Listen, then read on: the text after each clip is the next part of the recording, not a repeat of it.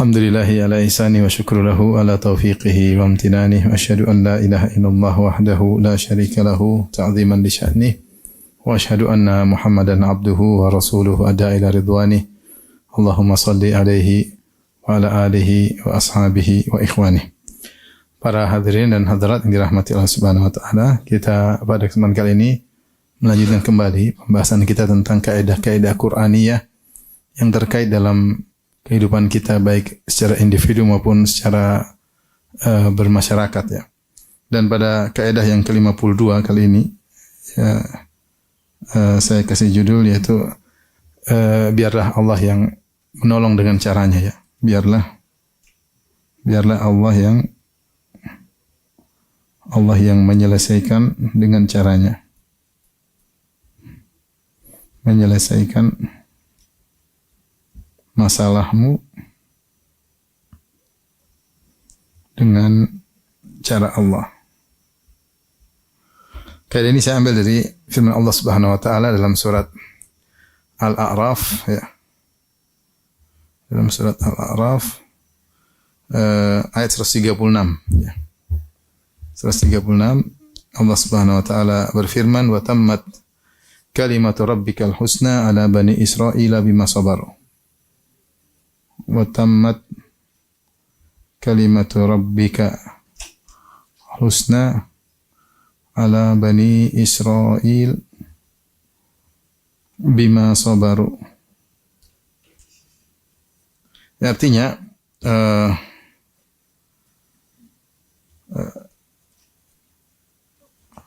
Al-A'raf 7 ayat 137.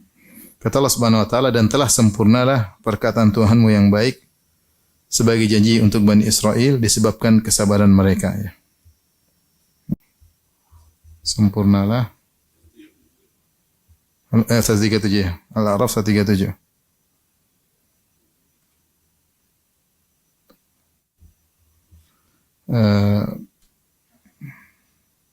Perkataan Tuhanmu atau keputusan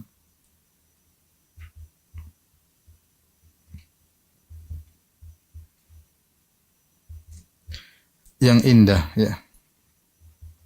Yang baik di sini keputusan yang baik, al-husna, yang baik, keputusan yang baik. Terhadap Bani Israel ya. Terhadap Bani Israel karena kesabaran mereka.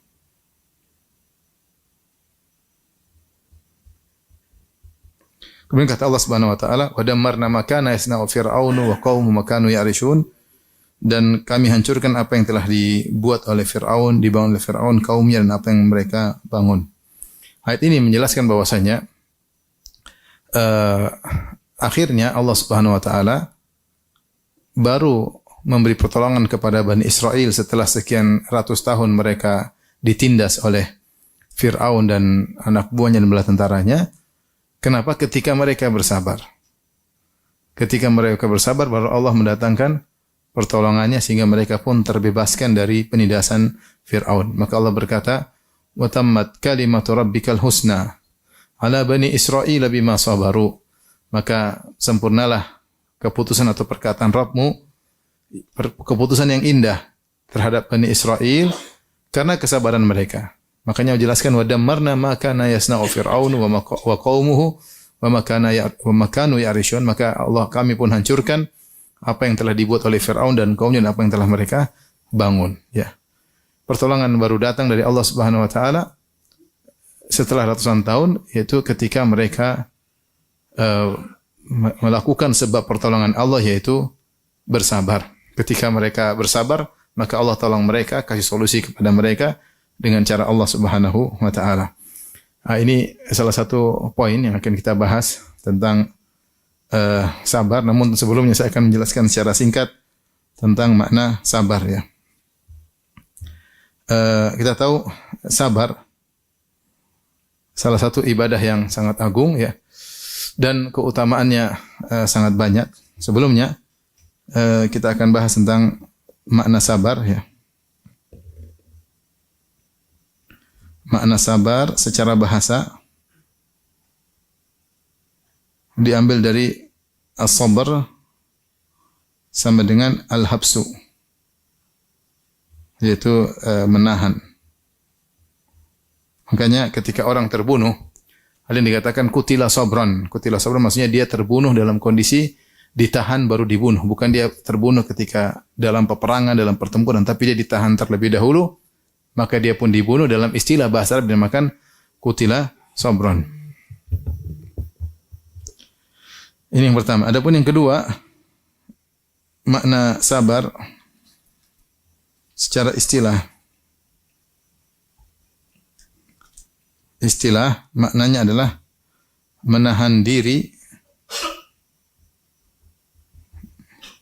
dari hal-hal yang menunjukkan protes. Hal-hal yang menunjukkan protes atas keputusan Allah. Protes atas keputusan Allah. Maka di antaranya adalah menahan lisan, menahan hati. Kemudian menahan lisan. Kemudian menahan anggota tubuh yang lain, menahan anggota tubuh. Maksudnya apa? Menahan hati, jangan sampai hati ini protes atau benci dengan keputusan Allah, marah sama Allah, protes terhadap keputusan Allah. Menahan hati, jangan sampai protes, ya. Jangan sampai protes atau merasa Allah tidak adil, merasa Allah zalim, ya. Merasa Allah salah dalam keputusan, Allah tidak rahmat dan macam-macam. Terkadang muncul dalam hati seseorang ketika tidak kuat menghadapi keputusan Allah Subhanahu wa taala. Seperti firman Allah Subhanahu wa taala, "Wa tadhunnuna billahi dhununa." Billahi dhununa, dan kalian berprasangka kepada Allah dengan berbagai macam persangkaan. Ada yang berprasangka baik, ada yang berprasangka buruk. Dhannina billahi dhanna saw. Dan sebagian orang mereka berprasangka kepada Allah dengan prasangka buruk. Maka seorang ketika terkena musibah, dia sabarkan hatinya agar tidak berprasangka buruk kepada Allah, tidak merasa Allah tidak adil atau Allah salah dalam keputusan.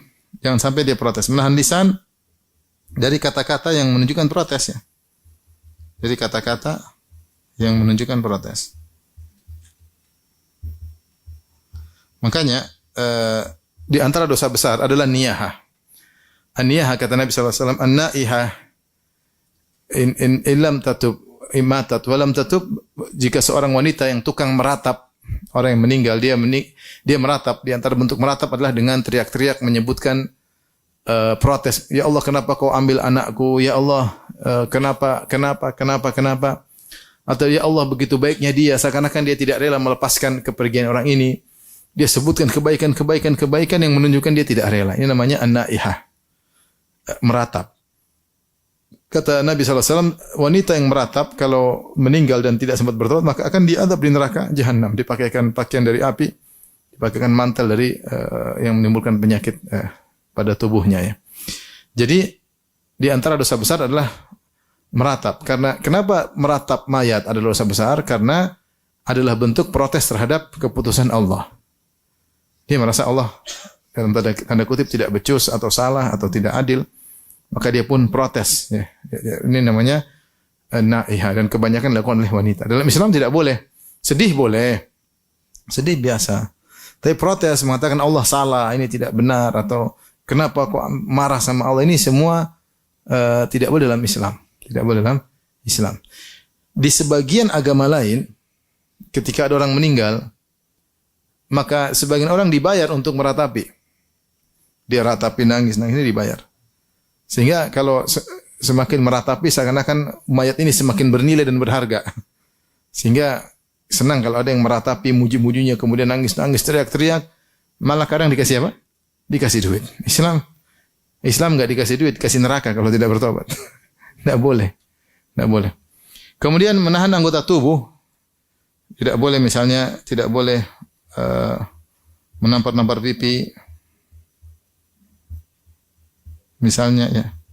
Dan sebenarnya mukulkan kepala ke tembok, menjambak-jambak rambut. Kata Nabi SAW, "Laisa minna man darabal khududa wa syaqqal juyuba bida'wal jahiliyah." Bukan dari golongan kami orang-orang yang tatkala terkena musibah kemudian dia menampar-nampar pipinya, dia merobek-robek bajunya dan dia menyeru dengan seruan jahiliyah. Ini salah satu bentuk protes terhadap keputusan Allah dan ini tidak sabar. Jadi sabar secara bahasanya menahan lisan, menahan hati dan menahan anggota tubuh dari sikap menunjukkan protes terhadap keputusan Allah Subhanahu wa taala. Dan protes keputusan Allah ini dosa besar. Dosa besar. Tapi ini makna sabar secara istilah. Taib, kemudian kita bahas tentang macam-macam sabar. 3 macam-macam sabar. Tapi kita di halaman berikutnya. Macam-macam sabar. Ada 3 secara umum, sabar ada 3. Yang pertama adalah sabar menjalankan ketaatan.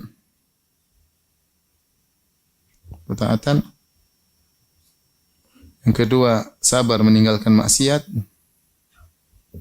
Dalam meninggalkan maksiat.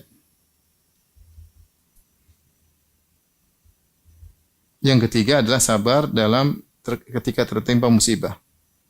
Sabar menghadapi musibah yang tidak menyenangkan hati. Musibah-musibah yang memilukan hati.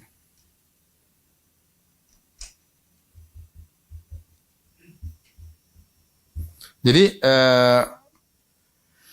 sabar ternyata bukan pada model ketiga saja. Kebanyakan orang kalau kita bicara sabar konotasinya kepada sabar dalam menghadapi musibah yang memilukan hati. Ternyata sabar juga ada model yang lain. Sabar dalam menjalankan ketaatan, sabar dalam meninggalkan maksiat, dan sabar dalam menghadapi musibah yang memilukan hati. Sabar tersebut Allah sebutkan dalam banyak ayat. Seperti di misalnya saya sebutkan sini seperti dalam surat Ar-Ra'd. Allah Subhanahu wa taala misalnya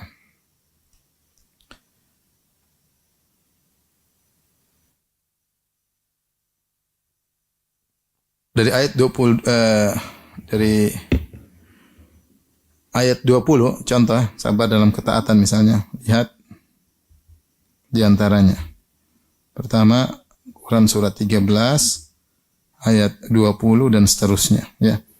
Allah berfirman ketika menyebutkan ciri-ciri penghuni surga, yang di mana penghuni surga tersebut Allah mengatakan wal malaikatu yadkhuluna alaihim min kulli bab, dan malaikat menemui para penghuni surga dari pintu-pintu surga dan mereka mengatakan salamun alaikum bima sabartum, keselamatan atas kalian masuk surga karena kesabaran kalian.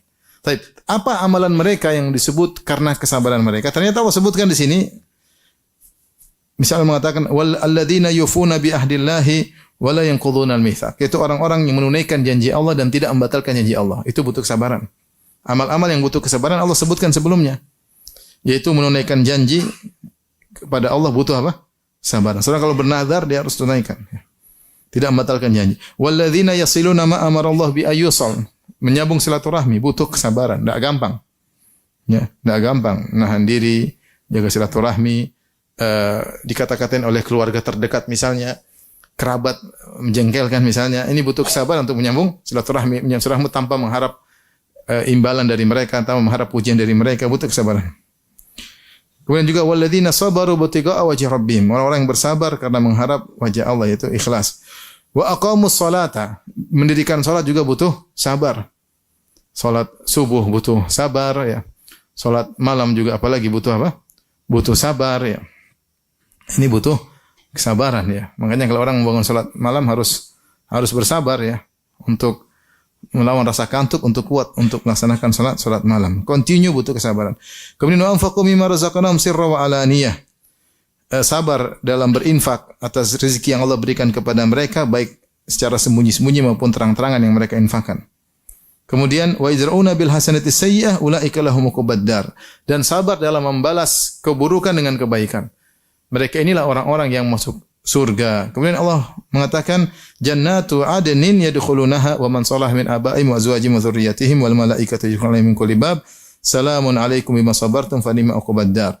Maka surga Aden, mereka masuk dalamnya dan orang-orang yang soleh dari kalangan ayah mereka, ibu mereka, istri mereka, anak-anak mereka juga masuk surga bersama mereka dan para malaikat mengucapkan salam kepada mereka dari segala pintu. Malaikat berkata, "Salamun alaikum bima sabartum." Keselamatan bagi kalian masuk surga karena kesabaran kalian. Jadi ayat 20 sampai ayat 24. Nanti bisa dilihat ya. Demikian juga misalnya Quran surat 25, saya carikan lagi. Tentang sifat-sifat ibadur rahman ya. Ini sekedar untuk menjelaskan bahwasanya kesabaran itu tidak hanya terbatas pada menghadapi musibah, bahkan menjalankan ketaatan dan meninggalkan maksiat juga butuh kesabaran ya. Seperti dalam surat Al-Furqan mulai dari ayat 63 sampai Allah sebutkan mereka masuk surga, yaitu ayat 75 ayat 75. Nanti bisa dibaca. Allah mengatakan wa ibadur rahmanil ladzina yamshuna al-ardh hauna, hamba-hamba ar-Rahman yang berjalan dengan tawadhu. Kalau ada idza khatabahumul jahiluna qalu salama, tawadhu butuh kesabaran. Kalau ada orang yang mencaci maki mereka, mengatakan yang buruk, mereka pun meninggalkan dengan cara elegan. Ini juga butuh kesabaran. Walladzina yabituna lirabbihim sujjada wa qiyama. Orang yang di malam hari bangun salat malam butuh kesabaran. Terus sampai walladzina la yashhaduna az-zura wa idza marru bil lagwi marru kirama. Mereka tidak pernah menyaksikan acara-acara yang maksiat, ya. Kemudian mereka kalau ada perkara yang sia-sia mereka tinggalkan. Ini butuh apa? Kesabaran. Sampai akhirnya Allah mengatakan ulaika yujzaunal ghurfata bima sabaru. Mereka itu orang-orang yang diberi surga karena kesabaran mereka. Yang terakhir misalnya di antaranya misalnya surat Al-Insan. Surat Al-Insan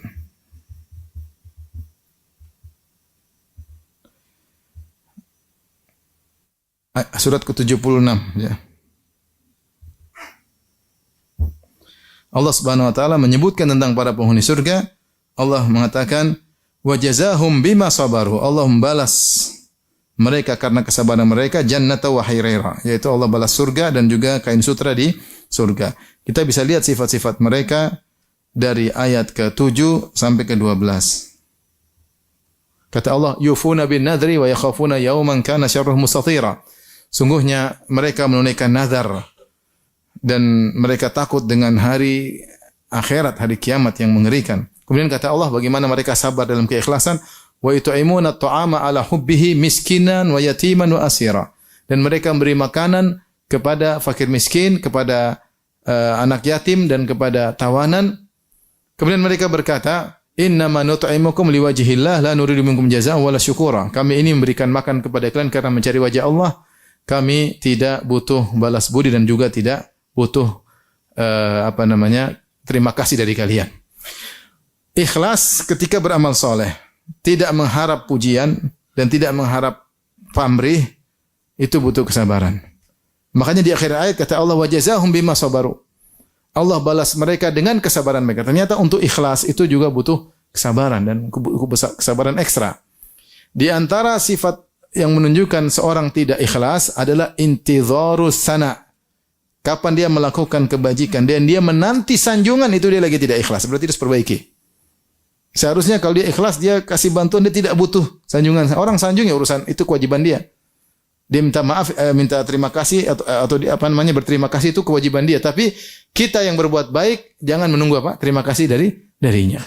Sehingga sebenarnya mengatakan intidharu as-sana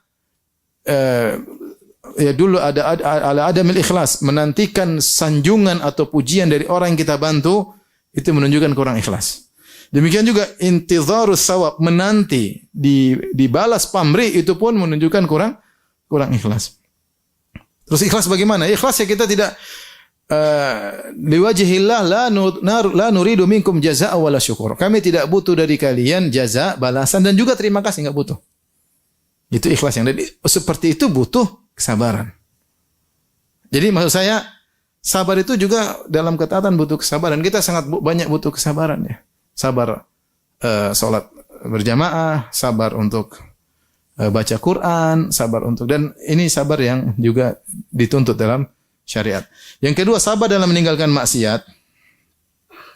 Contoh kisah Nabi Yusuf. Kisah Nabi Yusuf alaihissalam ketika digoda Zulaikha.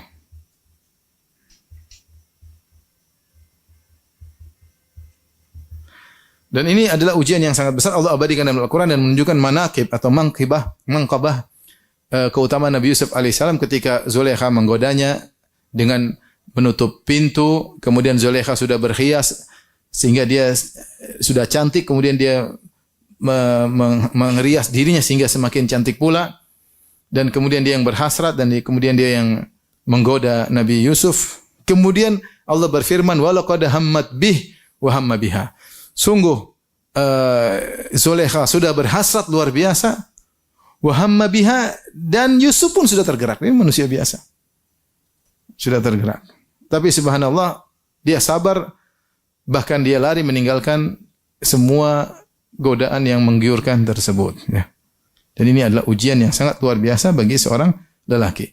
Makanya ketika Nabi SAW menyebutkan dalam dua hadis tentang keutamaan orang yang meninggalkan maksiat, karena Allah Subhanahu wa taala, dia bersabar. Di antaranya ketika Rasulullah SAW menyebutkan 7 golongan yang Allah naungi pada hari kiamat kelak, di antaranya rajulun da'atu imra'atun dzatu mansibin wa jamin faqala inni akhafullah, seorang lelaki yang diraih oleh seorang wanita yang cantik jelita dan kaya raya, kemudian dia berkata, aku takut kepada Allah Subhanahu wa taala. Siapa yang bisa seperti itu? Antum mana pernah mengalami seperti itu? Wajah pas-pasan, pas ganteng, alhamdulillah. Kalau pas kurang ganteng. Yang biasa digoda seperti ini, biasanya orang ganteng digoda wanita cantik dan kaya raya. Yang biasa goda kita mungkin, kalau ada yang menggoda ya. Kalau ada yang menggoda mungkin cantik tapi enggak kaya raya. Atau kaya raya tapi tidak cantik. Tapi tergabung keduanya, cantik plus kaya raya. Wanita mana yang kita cari? Lelaki cari wanita yang seperti ini. Udah cantik kaya raya ya. Cahaya di atas cahaya. Tapi siapa yang goda kita? Ada wanita seperti itu. Kalau ada yang menggoda begitu, terus kita bisa lolos, itu benar-benar orang yang bersabar. Makanya begitu pentingnya, bahayanya fitnah wanita, sampai Allah sebutkan tentang kisah Nabi Yusuf dalam Al-Quran. Bahkan Nabi Yusuf mengakui bagaimana dia belum tentu mampu untuk menghadapinya. Ketika ternyata bukan Zulaikha saja yang merayunya, bahkan wanita-wanita di Mesir, semuanya ternyata juga merayu dia. Karena Zulaikha panggil semua wanita, kemudian dia suruh Yusuf lewat di depan mereka. Ternyata semua terpesona. Semua mereka terpesona Yusuf. Akhirnya kata Zulaikha kepada teman-teman perempuannya, kamu rayulah dia buat saya. Rayulah, ayo rayu dia buat biar mau sama saya. Kata para ulama, maka dia merobek tirai rasa malunya. Dia enggak malu lagi. Udah ibu-ibu rayu Yusuf biar mau sama saya. Akhirnya mulailah satu perempuan satu demi satu merayu Yusuf. Ternyata ketika mereka ketemu Yusuf, mereka tidak merayu Yusuf untuk Zulaikha, tapi untuk masing-masing. Kata mereka, Suf, sudah sama saya aja. Ngapain sama dia, sama aja, sama. Akhirnya semua merayu. Makanya Nabi Yusuf berdoa kepada Allah Subhanahu wa taala, Rabbis sijnu ahabbu ilayya mimma yad'unani ilaih. Ya Rabbku, sungguhnya penjara lebih aku sukai daripada rayuan mereka. Bukan cuma Zulaikha, tapi mereka. Kemudian Nabi Yusuf mengakui ketidakmampuannya. Wa illa tasrif anni kaidahunna. Kalau kau tidak palingkan gangguan mereka dariku, asbu ilaihinna, niscaya aku akan condong kepada mereka. Wa akum minal jahilin, dan aku akan terjerumus sebagaimana orang-orang jahil. Sampai kapan Nabi Yusuf bisa bersabar, dia tidak tahu. Maka dia minta kepada Allah agar lebih baik saya dipenjara daripada saya terjerumus dalam hal tersebut. Ya. Inilah kisah yang menakjubkan. Ada seorang di penjara gara-gara tidak mau berzina. Ada enggak dalam sejarah? Mungkin cuma Nabi Yusuf alaihissalam. Tidak di penjara gara-gara tidak mau berzina. Ya. Yang ada orang yang berzina di penjara. Ini tidak mau berzina malah di penjara. Namun ini suatu keajaiban. Demikian juga ketika Nabi SAW sebutkan tentang kisah 3 orang yang mereka lagi berjalan dari Bani Israel, tiba-tiba turun hujan, mereka berlindung dalam goa, tiba-tiba ada batu besar jatuh menutup pintu goa. 3 orang berdoa. Salah satunya berdoa, ya Allah, saya dulu punya sepupu, itulah wanita yang paling saya cintai. Kalau ada di dunia ini lelaki sangat cinta kepada wanita, itulah saya. Dia kejar-kejar wanita terus, kejar-kejar, rayu-rayu. Wanita enggak pernah mau. Dan dia tidak putus asa untuk merayu wanita tersebut karena cantik, dia cintanya luar biasa. Ternyata suatu hari wanita tersebut datang kepada dia, menyerahkan diri. Dia terkena kesulitan dan dia butuh uang. Kesempatan, kata lelaki tersebut, kalau gitu saya kasih bantuan uang dengan syarat kau serahkan kehormatanmu kepada aku. Wanita tersebut setuju. Dia kasih uang kalau tidak salah 100 dinar atau sekitar dalam hadis ya. 100 dinar dan 425 gram emas. Hampir setengah kilo dia kumpulkan untuk wanita tersebut. Ketika dia kasih, maka wanita tersebut pasrah.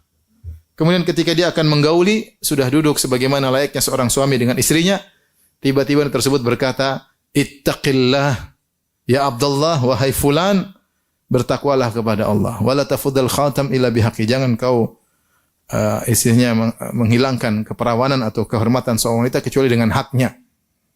Maka dia pun berhenti. Kemudian dia pergi meninggalkan wanita tersebut dan emas yang dia sudah kumpulkan dia berikan begitu saja. Kemudian dia berdoa, "Ya Allah, kalau memang aku melakukannya karena Engkau, bukalah pintu goa." Akhirnya terbuka. Kita bayangkan wanita ini bukan wanita sembarang yang dia dapat kesempatan untuk menggauli. Ini wanita yang dia kejar-kejar bertahun-tahun. Wanita yang sangat dia cintai. Kata dia, kalau ada lelaki di atas muka bumi yang cinta sama seorang wanita, yang paling besar itulah saya terhadap dia. Ternyata sudah di depan mata, tinggal melakukan satu kalimat yang buat dia mundur, ittaqillah, bertakwalah kepada Allah. Akhirnya dia meninggalkan karena Allah Subhanahu wa taala. Nah, meninggalkan karena Allah juga butuh kesabaran. Kita punya hobi, di antara kita ada hobi mungkin nonton film box office, nonton film Korea, nonton hobi. Situ maksiat, ada perempuan, ada musik, ada macam-macam. Nah, kita harus sabar meninggalkan apa? Maksiat ini tidak baik. Tidak baik untuk agama saya, tidak baik untuk alam barzakh saya, tidak baik untuk akhirat saya. Kalau kita terjerumus, kita istighfar. Astagfirullah. Ini semua butuh kesabaran. Untuk meninggalkan kemaksiatan yang disukai oleh hawa nafsu kita. Itu butuh kesabaran, butuh perjuangan. Kalau kita terjatuh istighfar, kemudian kita bangkit lagi untuk bersabar meninggalkan itu semua, maka ini di antara kesabaran yang dipuji oleh Allah Subhanahu wa taala. Di antara hal yang membantu kita untuk bersabar meninggalkan maksiat, Ibnul Qayyim menyebutkan dalam kitabnya Al-Jawabul Kafi, orang kalau maksiat, dia sebutkan puluhan dampak maksiat. Di antaranya dia mengatakan orang kalau maksiat seharusnya ada nikmat yang akan dia dapat, nikmat tersebut tidak jadi datang kepada dia. Karena silsilah nikmat tersebut dia putus dengan maksiat yang dia lakukan. Ini kalau kita bicara duniawi ya. Kalau kita bicara ukhrawi, akhirat, orang yang melakukan maksiat, maka dia mengorbankan kenikmatan yang melakukan kenikmatan yang sedikit dengan menumbalkan kenikmatan yang sempurna. Bukankah Nabi SAW bersabda, "Man syaribal khamra fid dunya lam yashrabhu fil akhirah." Siapa yang minum khamar di dunia, dia tidak minum khamar di akhirat. Dihukum dengan tidak minum khamar di akhirat. Kenapa? Karena kelezatan sedikit yang ingin dia rasakan. Kata Nabi SAW, bagi lelaki, "Man labisal harira fid dunya lam yalbashu fil akhirah." Tadi man syaribal khamra fid dunya lam yashrabha fil akhirah. Siapa yang minum khamar di dunia tidak akan minum khamar di akhirat. Siapa yang lelaki mana yang pakai kain sutra di dunia, dia tidak akan pakai di surga, tidak akan pakai di akhirat. Artinya setiap kita melakukan satu kemaksiatan, ada kenikmatan, kelezatan yang kita rasakan, tetapi ada kelezatan yang besar yang ditumbalkan, yang harusnya kita dapatkan di akhirat kalau kita tidak melakukan ini. Oleh karenanya, seorang kalau bermaksiat, dia mikir, jangan sampai dia jadi orang bodoh. Maka semua pelaku maksiat disebut orang jahil.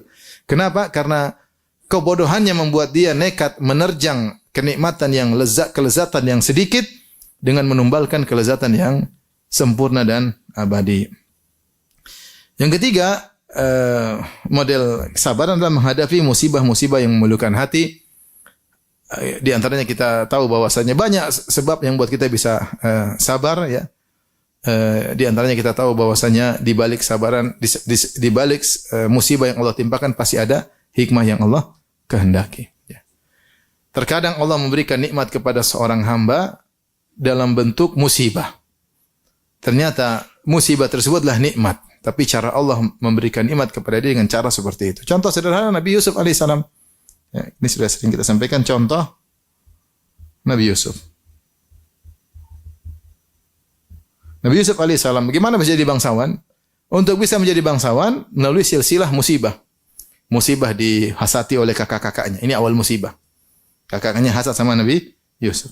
Kemudian musibah dibawa pergi oleh kakak-kakaknya, kemudian dibuka bajunya, kemudian dimasukkan dalam sumur. Musibah berikutnya.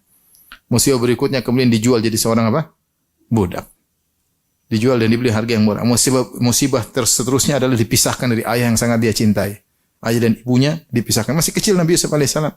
Dia anak bungsu, kemudian dipisahkan seperti itu. Musibah berikutnya kemudian dia dipenjara. Rangkaian musibah-musibah tersebut, musibah 1 plus musibah 2 plus musibah 3 plus musibah 4 plus sama dengan bangsawan. Sama dengan bangsawan. Jadi Allah berikan kenikmatan dalam bentuk musibah dan itu banyak. Salah satunya demikian. Salah satunya Allah terkadang memberikan nikmat berupa terhindar dari musibah yang lebih besar dengan ditimpakan musibah lebih kecil. Ini banyak contohnya ya. Seperti saya pernah baca ada seorang yang dia dipanggil untuk menjadi panglima dalam peperangan dan biasanya dia siap. Qadarullah hari itu dia terjatuh atau kakinya cedera sehingga dia tidak bisa jadi panglima. Sehingga dia menyesal. Ternyata dia disuruh jadi panglima untuk membunuh Al-Husain bin Ali bin Abi Thalib. Seandainya dia kakinya sehat, mungkin dia yang bunuh siapa? Al-Husain. Maka dia bersyukur kepada Allah. Ternyata ini nikmat dari Allah mencegahnya dari berbuat kezaliman.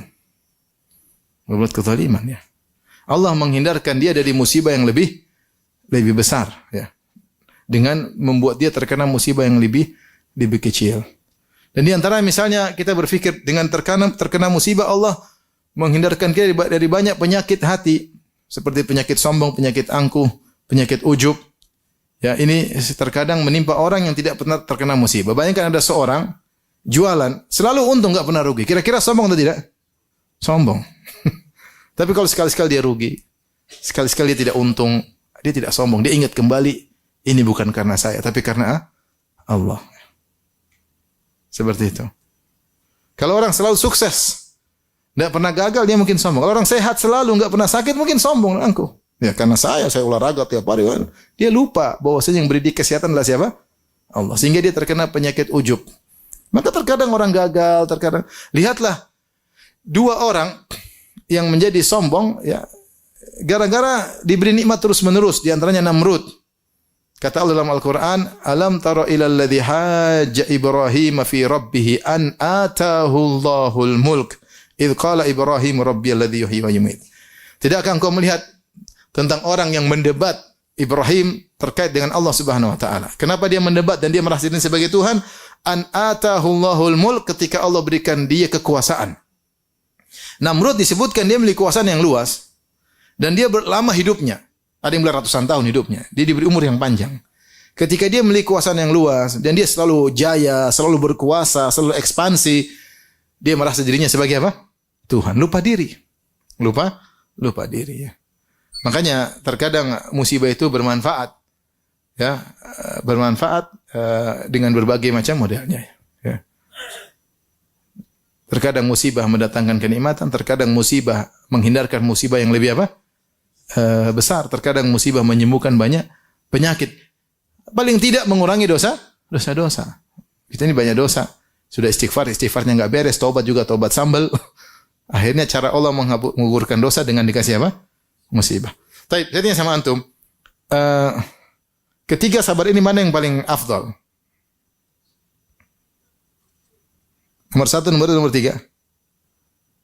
Ini semua sabar berpahala. Mana yang paling afdal, yang paling terbaik di antara 3 sabar ini? Ya. Bilang wallahu alam, susahnya wallahu alam. Intinya tapi kata para ulama, 2 sabar ini disebut dengan sabar pilihan.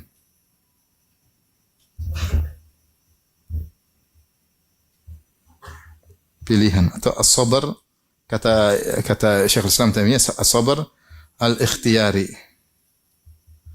Sabar pilihan. Maksudnya pilihan gimana? Pilihan dia mau sabar atau tidak. Dia mau tidur apa sholat subuh. Paham? Dia mau nonton film Korea atau tidak. Dia ada pilihan. Paham? Maka dia memilih untuk bersabar. Dia memilih pergi ke masjid, sholat subuh daripada tidur, daripada bantal. Dia pilih mana? Pilih ya.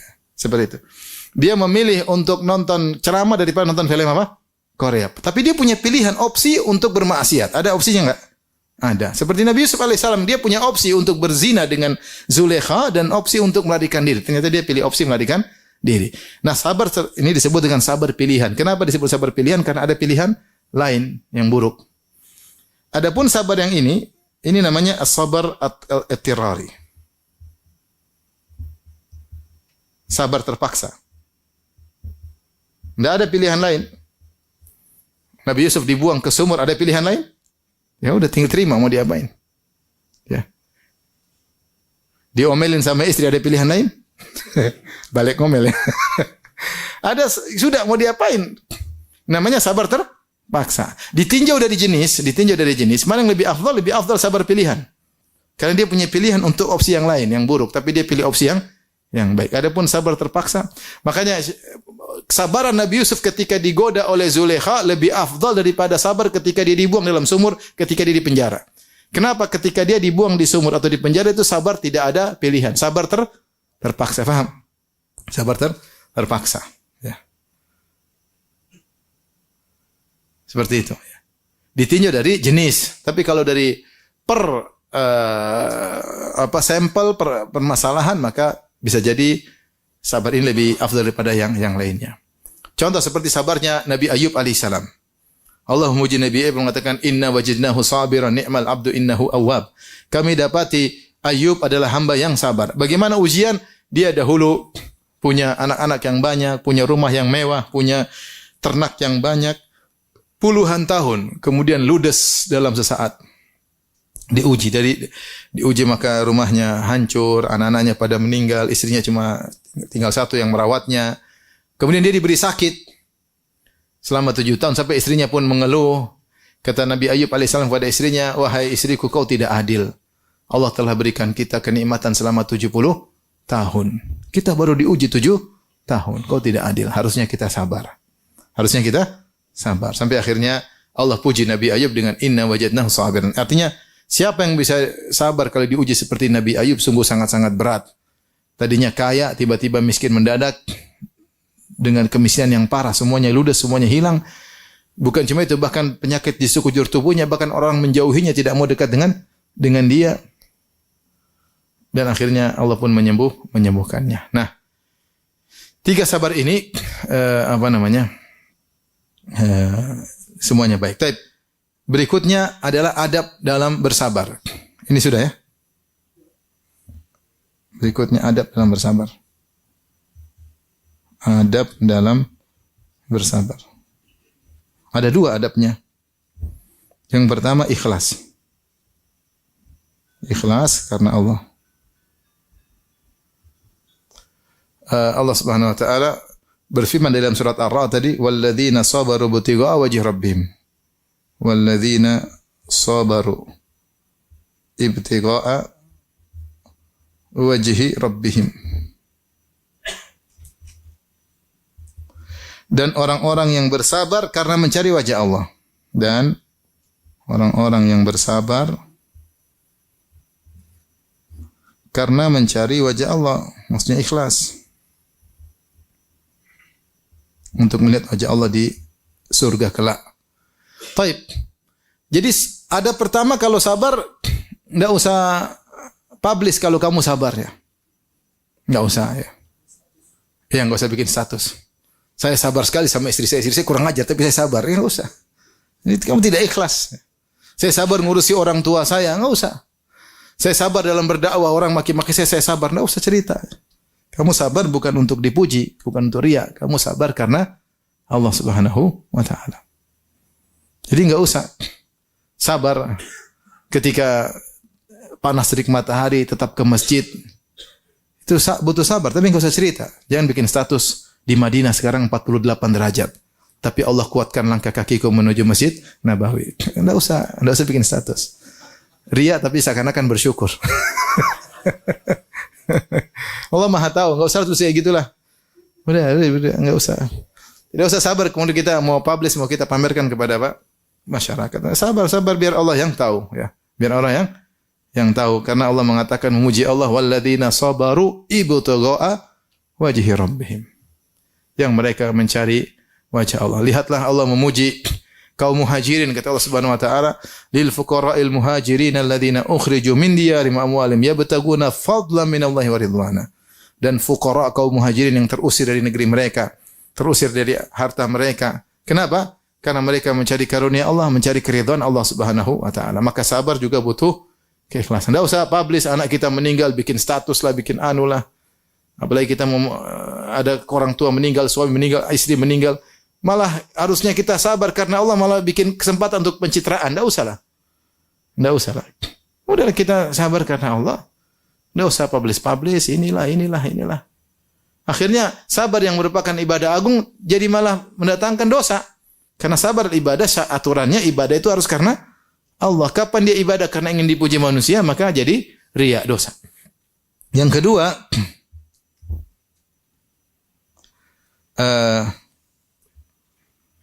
meyakini yang bikin dia sabar, yang hanya bisa membuat dia sabar adalah Allah.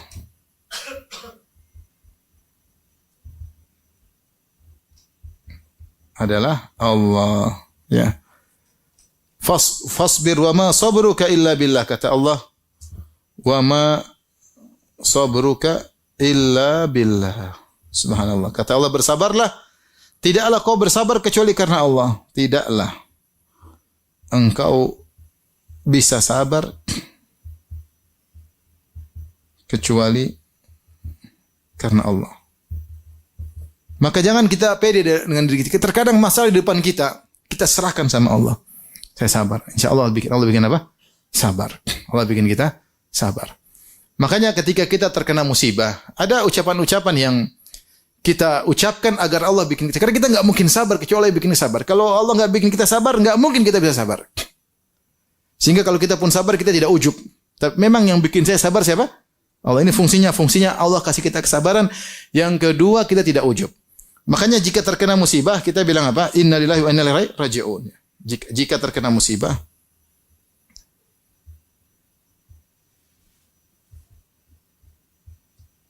kita ucapkan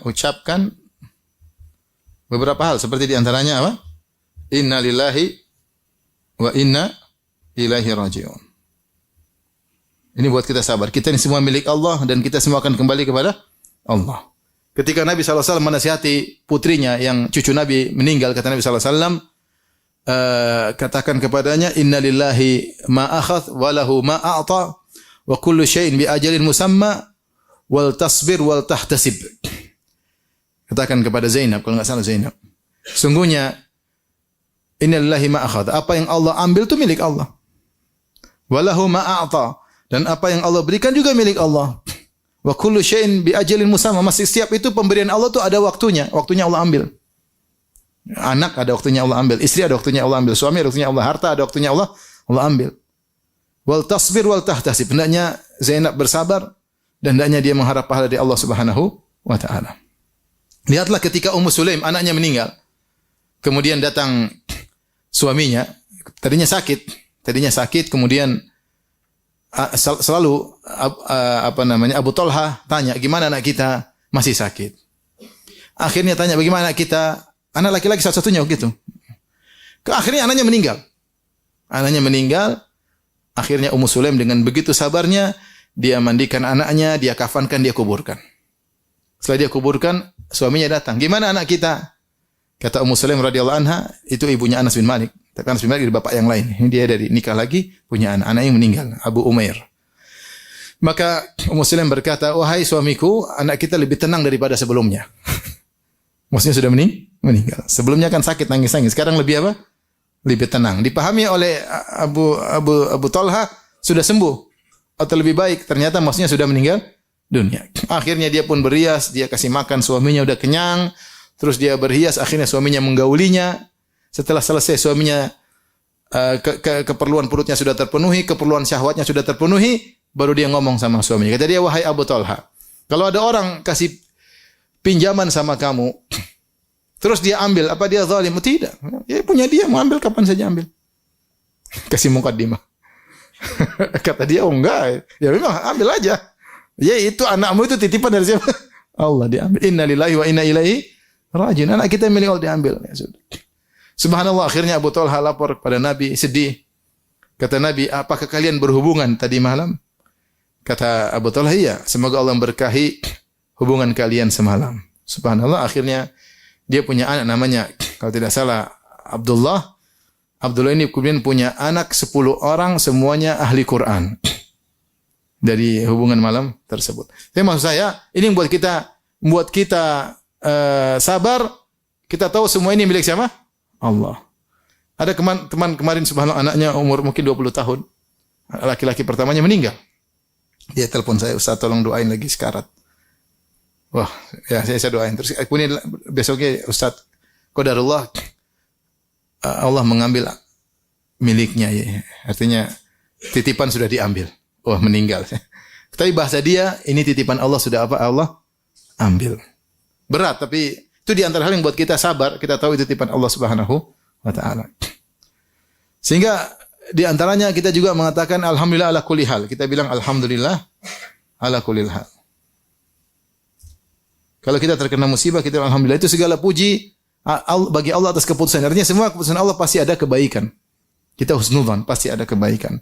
Sederhananya seperti misalnya anak kita diambil, kita bilang mungkin Allah ingin berikan dia kehidupan yang lebih baik pada di dunia. Nanti kalau besar malah banyak fitnah, banyak macam-macam. Allah selamatkan dia dengan mengambilnya. Kalau kita punya orang tua meninggal, ya mungkin daripada hidup udah tua, susah-susah, sakit-sakitan, Allah ingin ambil dia, pindahkan dalam kehidupan yang lebih baik. Kita husnudzan aja. Husnudzan aja. Ya. Karena semua keputusan Allah, itulah yang lebih baik. Kemudian antaranya seperti Allah mengatakan dalam surat dalam Al-Quran ketika bercerita tentang ini ibunya Nabi Musa. Ibunya Musa kan Musa mau ditangkap sama Firaun, mau disembelih. Maka dia pun taruh dalam kotak kemudian diletakkan di Sungai Nil.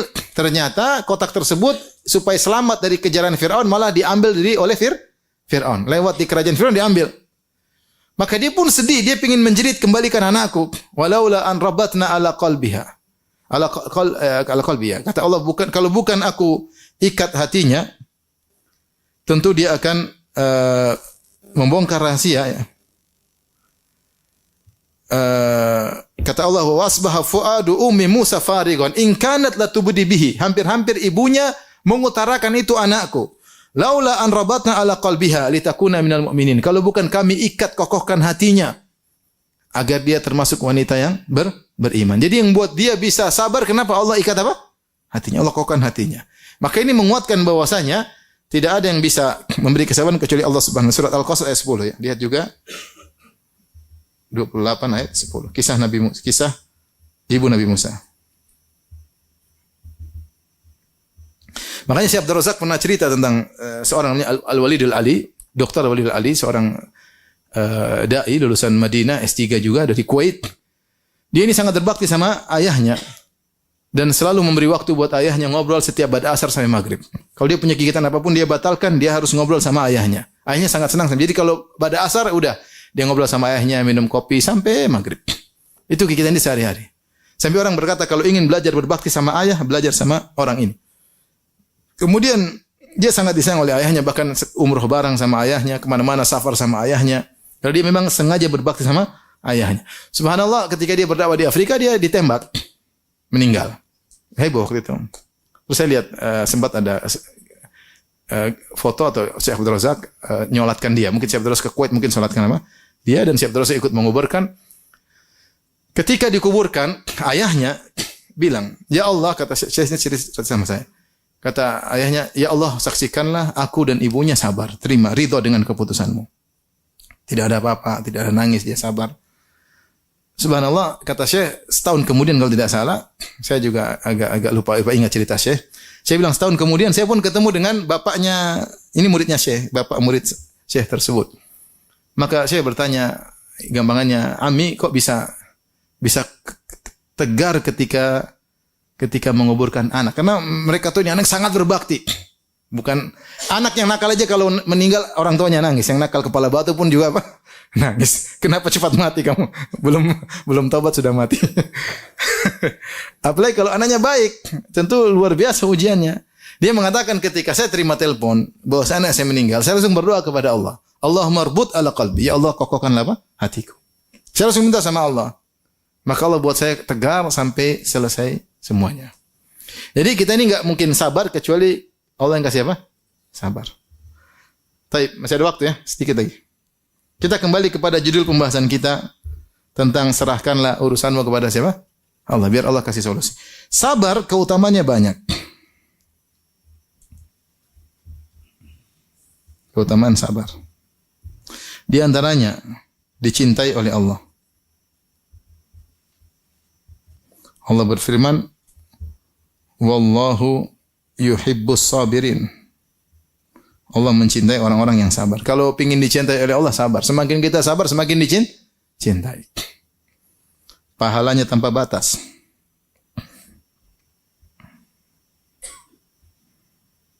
Apa? Firman Allah Subhanahu wa taala, "Innama yuwaffas sabiruna ajrahum bighairi hisab." Ajrahum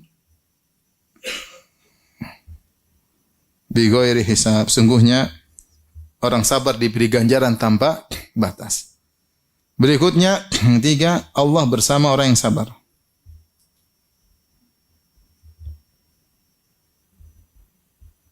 Kata Allah Subhanahu wa taala, "Innallaha ma'as sabirin." Innallaha ma'as sabirin. Allah bersama orang sabar. Maksudnya Allah bersama orang sabar, maksudnya Allah menyertainya, Allah akan menjadi apa namanya? Penolongnya. Gampangan kita, kalau bahasa istilah kita backingan ya. Kira-kira kalau ada bupati bilang, bupati misalnya bupati kota Sorong lah, bilang, Firanda, kok ke Sorong, tenang aja. Ada apa-apa tinggal telepon saya. Kira-kira pede nggak kemana-mana? Pede. Ada macam-macam kasih tunjuk foto sama bupati. Kenapa? Karena ada yang backing. Itu berbupati, kita di kota dia berkuasa di situ. Gimana kalau yang membela kita adalah Allah Subhanahu wa taala? Allah bersama kita. Kapan kita bersabar, Allah bersama kita. Kapan kita tidak bersabar, Allah tinggalkan kita. Maka jika ingin Allah bersama kita, siap menolong setiap saat, kapan saja, maka harus bersabar. Kalau tidak, Allah tinggalkan kita. Kemudian di antara keutamaan sabar adalah setengah keimanan. 4, setengah keimanan. Allah Subhanahu wa taala berfirman dalam Al-Qur'an, "Inna fi dzalika laayatin likulli sabarin syakur." Likulli sabarin syakur. Kata Allah, yang pada demikian itu tanda-tanda kebesaran Allah bagi orang yang sangat penyabar dan sangat bersyukur. Siapa yang menggabungkan keduanya? Tatkala terkena musibah sangat penyabar, tatkala diberi kenikmatan sangat bersyukur, sempurna imannya. Sempurna imannya. Makanya sabar yang luar biasa. Di antaranya tadi banyak sebenarnya ya. Cuma di antaranya yang saya katakan tadi, yang kelima tadi, Allah kasih solusi dengan cara Allah. Ini. Kalau antum bersabar, tentu bukan tanpa ikhtiar. Sabar maksudnya dengan ikhtiar. Makanya Allah mengatakan, "Fasbir kama sabaru ulul azmi minar rusul." Bersabarlah engkau sebagaimana para rasul ulul azmi yang bersabar. Ulul azmi itu yang punya tekad yang kuat. Jadi para nabi mereka caci maki, tapi mereka berhenti dakwah atau terus dakwah? Terus dakwah. Jadi mereka tak berikhtiar, tapi mereka sabar. Mereka tahu apa yang Allah putuskan adalah yang terbaik. Kalau kamu bersabar serta ikhtiar, Allah akan berikan solusi yang terbaik. Dalilnya apa? Dalilnya tadi kita sebutkan banyak. Di antaranya tadi surat Al-A'raf ayat berapa? 137. Di antaranya tadi sudah kita singgung, innallaha, Allah bersama orang yang sabar. Berarti Allah kasih solusi. Ini di antara dalilnya. Di antaranya Allah mengatakan, jadikanlah sabar sebagai penolong. Wasta'inu bisabri wassalat. Jadikanlah sabar jadi penolong. Berarti dia solusi terbaik. Jadikanlah sabar sebagai penolong. Ini menunjukkan bahwasanya siapa yang bersabar Allah akan kasih solusi dari Allah Subhanahu wa taala ya. Baik, saya bacakan Contoh yang dicontohkan oleh Syekhul Islam Ibnu Taimiyah rahimahullah ketika beliau membahas tentang 20 sebab kenapa kita harus memaafkan. Di antaranya sebab ke-13, beliau berkata, yaitu kaidah fi sabar, dia menyebut tentang kaidah sabar. Kenapa ada 20 sebab kita kenapa harus memaafkan orang yang menzalimi kita? Pada sebab yang 13 beliau berkata, an ya'lam annahu in sabara fallahu nasiruhu walabud. Hendaknya dia mengetahui jika dia bersabar, Allah pasti menolongnya. Kata Syekhul Islam, Allah pasti menolongnya dengan cara Allah. Fallahu wakilu man sabar. Allah adalah wakil, yaitu tempat bertawakalnya yang akan menolong orang yang sabar. Wa ahala zalimahu ala Allah. Kalau dia bersabar maka dia serahkan urusan orang yang menzaliminya kepada Allah. Wa man intasara li nafsihi wakalahu Allah ila nafsihi. Siapa yang mencoba untuk menolong dirinya, dia tidak sabar, maka sungguhnya dia menyerahkan urusannya kepada dirinya, bukan kepada Allah.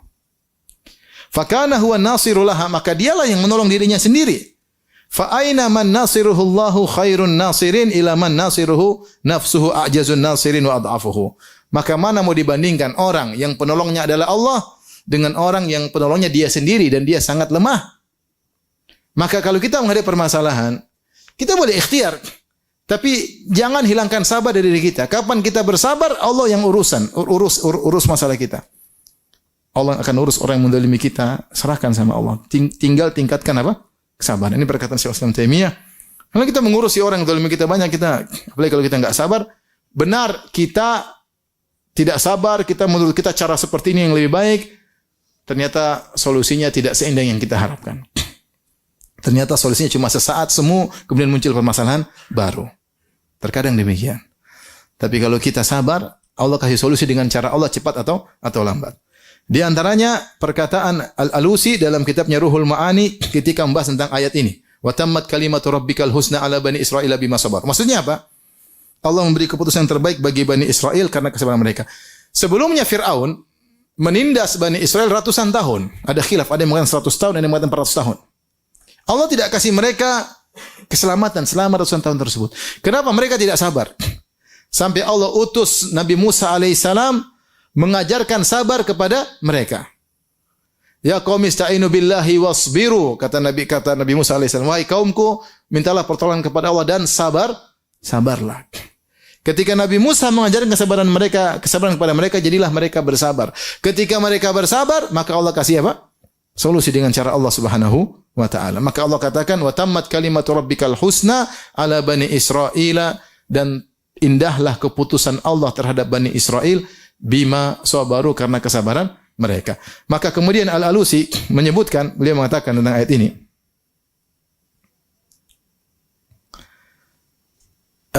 meriwayatkan dari Hasan Al-Basri, beliau berkata, "Lau anna an-nasa idza btulu min qibali sultanihim bi syai'in sabaru wa da'a Allah ta'ala lam yalbathu an yarfa Allah ta'ala dzalika anhum walakinnahum yafza'una ila sayf yuwakkaluna ilaihi." Dia sebut tentang athar perkataan Hasan Al-Basri tentang zaman dahulu. Kata Hasan Al-Basri, seandainya orang-orang ketika diuji dengan sultan atau penguasa yang zalim, seandainya mereka bersabar dan mereka berdoa kepada Allah, maka tidak lama Allah akan cabut penderitaan mereka. Tetapi mereka ternyata tidak sabar. Mereka segera mengangkat pedang untuk melawan penguasa tersebut. Akhirnya mereka pun ditinggalkan dan mereka bersandar kepada pedang. Akhirnya mereka semakin apa? Semakin parah. Kemudian ketika menyampaikan hal ini, berkata Al-Alusi, wa aqulu qad syahadna an-nasa sanatal alf wal mi'atain wa thaman wal arba'in. Sungguh kami telah menyaksikan kondisi masyarakat pada tahun 1248 Hijriah. Berapa tahun lalu? 1000, sekarang 1444. Ini 1248. Kira-kira 200 tahun yang lalu. Qad fazau ila saif, maka mereka tatkala sultan berbuat zalim kepada mereka, mereka segera mengangkat pedang untuk melakukan pemberontakan. Fama agnahum syai'an, maka tidak ada faedah bagi mereka sama sekali. Wala tamallahum muradun, dan keinginan mereka tidak terpenuhi. Wala humida minhum amrun, dan perkara mereka tidak terpuji. Bahkan mereka semakin parah. Dia ingin menyampaikan seharusnya kalau kamu ada masalah besar, masalah kecil, sabar dan berdoa kepada Allah. Jangan tidak sabar. Kapan tidak sabar, maka tidak ada solusi dari Allah. Maka ini nasihat buat saya pribadi dan juga perhatian. Kita banyak permasalahan. Banyak enggak? Banyak. Di tetangga ada masalah, rumah tangga ada masalah, di luar pekerjaan ada masalah. Sabar. Sabar bukan berarti pasrah. Enggak, ikhtiar. Tapi tetap dalam koridor apa? Sabar. Cepat atau lambat Allah akan kasih solusi yang terbaik. Semoga kita semua dijadikan hamba-hamba yang bersabar tatkala terkena ujian. Allah taala alam bisawab. Tapi demikian saja. Subhanakallah bihamdik asyhadu an la ilaha illa anta astaghfiruka wa atubu ilaik. Assalamualaikum warahmatullahi wabarakatuh.